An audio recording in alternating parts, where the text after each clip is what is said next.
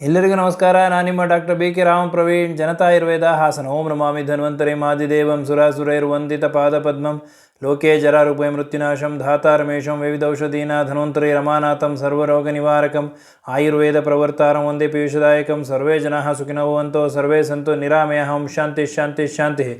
ವೀಕ್ಷಕರೇ, ನಾವು ಆರೋಗ್ಯದಿಂದ ಇರಬೇಕು ಅಂದರೆ ನಾವು ಸೇವನೆ ಮಾಡ್ತಕ್ಕಂತಹ ಆಹಾರದಲ್ಲಿ ಪೋಷಕಾಂಶಗಳು ಅಗತ್ಯವಾಗಿ ಇರಬೇಕಾಗ್ತದೆ. ಹಾಗಾಗಿ ನೀವು ಯಾವುದೇ ರೀತಿಯ ಆಹಾರ ಸೇವನೆ ಮಾಡಿದ್ರೂ, ಸಸ್ಯಾಹಾರಿ ಇರಬಹುದು, ಮಾಂಸಾಹಾರಿ ಇರಬಹುದು, ಹಣ್ಣು ಸೊಪ್ಪು ತರಕಾರಿಗಳಿರ್ಬೋದು, ಹಸಿರು ಸೊಪ್ಪು ತರಕಾರಿಗಳನ್ನಿರ್ಬೋದು, ಯಾವುದೇ ರೀತಿಯ ಆಹಾರ ಸೇವನೆ ಮಾಡಿದ್ರೆ ಅದರಲ್ಲಿ ಅಗತ್ಯವಾಗಿ ಬೇಕಾಗಿರ್ತಕ್ಕಂತಹ ವಿವಿಧ ರೀತಿಯ ಪೋಷಕಾಂಶಗಳಿರ್ತದೆ. ಈ ಪೋಷಕಾಂಶಗಳು ನಮ್ಮ ದೇಹದ ಆರೋಗ್ಯವನ್ನು ಸುಸ್ಥಿತಿಯಲ್ಲಿಡಲು ತುಂಬಾ ಸಹಕಾರಿಯಾಗಿರ್ತದೆ. Vitamins, proteins, zinc, magnesium, calcium, vitamin D, ಈ ರೀತಿ ಹಲವಾರು ರೀತಿಯ ಪೋಷಕಾಂಶಗಳು ನಮ್ಮ ದೇಹಕ್ಕೆ ಸಿಗೋದ್ರಿಂದ ನಾವು ಆರೋಗ್ಯದಿಂದ ಇರ್ತೀವಿ. ಈ ಪೋಷಕಾಂಶಗಳಲ್ಲಿ ಏನಾದರೂ ಕೊರತೆ ಉಂಟಾದರೆ, ಏನಾದರೂ ಕಡಿಮೆ ಆಯಿತು ಅಂತಂದರೆ ನಮ್ಮ ದೇಹದಲ್ಲಿ ಹಲವಾರು ಲಕ್ಷಣಗಳು ಕಾಣಿಸ್ಕೊಳ್ತದೆ. ಆ ಲಕ್ಷಣಗಳನ್ನ ನಾವು ತಿಳ್ಕೊಂಡ್ರೆ ಅದಕ್ಕೆ ಬೇಕಾಗಿರ್ತಕ್ಕಂತಹ ಆಹಾರ ಇರಬಹುದು ಅಥವಾ ಔಷಧಿ ಇರಬಹುದು, ಇವುಗಳನ್ನು ನಾವು ಸೇವನೆ ಮಾಡಿದಾಗ ಆ ಒಂದು ಕೊರತೆ ಕಡಿಮೆ ಆಗ್ತದೆ, ನಾವು ಆರೋಗ್ಯದಿಂದ ಇರ್ತೀವಿ. ಇವತ್ತಿನ ಈ ಒಂದು ಸಂಚಿಕೆಯಲ್ಲಿ ಯಾವ ಯಾವ ಪೋಷಕಾಂಶಗಳ ಕೊರತೆಯಿಂದ ಯಾವ ಯಾವ ಲಕ್ಷಣಗಳು ನಮ್ಮ ದೇಹದಲ್ಲಿ ಕಾಣಿಸ್ಕೊಳ್ತದೆ ಅನ್ನೋದನ್ನು ತಮಗೆ ತಿಳಿಸ್ಕೊಡ್ತೀನಿ.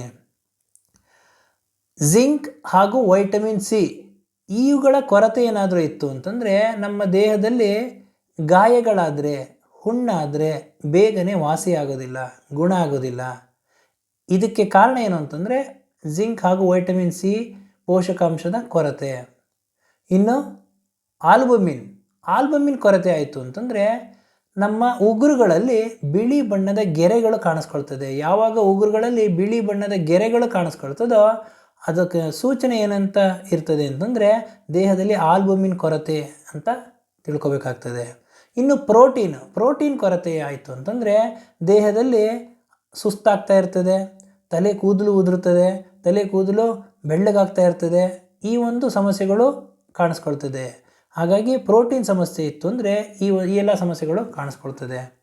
ಇನ್ನು ಅಯೋಡಿನ್ ಏನಾದರೂ ಒಂದು ಕೊರತೆ ಆಯಿತು ಅಂತಂದರೆ ಕುತ್ತಿಗೆ ಭಾಗದಲ್ಲಿ ಈ ಥೈರಾಯ್ಡ್ ಗ್ಲ್ಯಾಂಡ್ ಅಂತ ಏನು ಹೇಳ್ತೀವಿ, ಆ ಥೈರಾಯ್ಡ್ ಗ್ಲ್ಯಾಂಡ್ ಹಿಗ್ತದೆ, ದೊಡ್ಡದಾಗ್ತದೆ, ಈ ಎಲ್ಲ ಸಮಸ್ಯೆಗಳು ಕಾಣಿಸ್ಕೊಳ್ತದೆ. ಆದ್ದರಿಂದ ಅಯೋಡಿನ್ ಕೊರತೆ ಇತ್ತು ಅಂದರೆ ಈ ಸಮಸ್ಯೆಗಳು ಕಾಣಿಸ್ಕೊಳ್ತದೆ. ಇನ್ನು ಕಬ್ಬಿಣಾಂಶದ ಕೊರತೆ ಇತ್ತು ಅಂತಂದರೆ ಚರ್ಮ ಬೆಳ್ಳಗಾಗ್ತಕ್ಕಂತಹದ್ದು, ಉಗುರುಗಳಲ್ಲಿ ಬೆಳ್ಳಗಾಗ್ತಕ್ಕಂತಹದ್ದು ಹಾಗೂ ತಲೆ ಕೂದಲು ಉದುರತಕ್ಕಂತಹದ್ದು, ಈ ಎಲ್ಲ ಒಂದು ಲಕ್ಷಣಗಳು ಕಾಣಿಸ್ಕೊಂಡ್ರೆ ಐರನ್ ಅಂಶ, ಕಬ್ಬಿಣಾಂಶ ಕಡಿಮೆ ಆಗಿದೆ ಅಂತ ಅರ್ಥ. ಇನ್ನು ಕ್ಯಾಲ್ಶಿಯಂ ಕಡಿಮೆ ಆಯಿತು ಅಂತಂದರೆ ಮೈಕೈ ನೋವು ಬರ್ತಕ್ಕಂತಹದ್ದು, ಮೂಳೆಗಳು ಬರ್ತಕ್ಕಂತಹದ್ದು, ಬೋನ್ ಡೆನ್ಸಿಟಿ ಕಡಿಮೆ ಆಗ್ತಕ್ಕಂತಹದ್ದು, ಈ ಎಲ್ಲ ಒಂದು ಲಕ್ಷಣಗಳು ಕಾಣಿಸ್ಕೊಳ್ತದೆ. ಇನ್ನು ಪ್ರಮುಖವಾಗಿ ವೈಟಮಿನ್ ಬಿ12 ಕಡಿಮೆ ಆಯಿತು ಅಂತಂದರೆ, ಕೊರತೆ ಆಯಿತು ಅಂತಂದರೆ ಪಾದಗಳು, ಕೈ ಕಾಲುಗಳು ಜುಮ್ಗುಡ್ತಕ್ಕಂತಹದ್ದು, ಟಿಂಗ್ಲಿಂಗ್ ಸೆನ್ಸೇಷನ್ ಅಂತಾರೆ, ಬೆಂಡ್ ಬಂದಂಗೆ ಆಗೋದು, ಕರೆಂಟ್ ಹೊಡೆದಂಗೆ ಆಗೋದು, ಈ ಒಂದು ಲಕ್ಷಣಗಳು ಅಂದರೆ ಸೆನ್ಸೇಷನ್ ಇರೋದಿಲ್ಲ, ಈ ಎಲ್ಲ ಲಕ್ಷಣಗಳು ಕಾಣಿಸ್ಕೊಳ್ತು ಅಂದರೆ ವೈಟಮಿನ್ ಬಿ12 ಕೊರತೆ ಆಗಿದೆ ಅಂತ ಅರ್ಥ. ಇನ್ನು ವೈಟಮಿನ್ ಡಿ ಕೊರತೆ ಆಯಿತು ಅಂತಂದರೆ ಮೈಕೈ ನೋವು ಬರ್ತಕ್ಕಂಥದ್ದು, ಜಾಯಿಂಟ್ಸ್ಗಳಲ್ಲಿ ಪೇಯ್ನ್ ಬರ್ತಕ್ಕಂಥದ್ದು, ಬೋನ್ ಡೆನ್ಸಿಟಿ ಕಡಿಮೆ ಆಗ್ತಕ್ಕಂಥದ್ದು, ಈ ಎಲ್ಲ ಒಂದು ಲಕ್ಷಣಗಳು ಕಾಣಿಸ್ಕೊಳ್ತದೆ. ಹಾಗೂ ದೇಹದಲ್ಲಿ ಥಯಾಮಿನ್ ಕಡಿಮೆ ಆಯಿತು ಅಂತಂದರೆ ಬೆನ್ನೋವು ಬರ್ತದೆ, ಮೈಕೈ ನೋವು ಬರ್ತದೆ, ಜಾಯಿಂಟ್ಸ್ ಪೇಯ್ನ್ ಬರ್ತದೆ, ಈ ಎಲ್ಲ ಒಂದು ಲಕ್ಷಣಗಳು ಕಾಣಿಸ್ಕೊಳ್ತದೆ.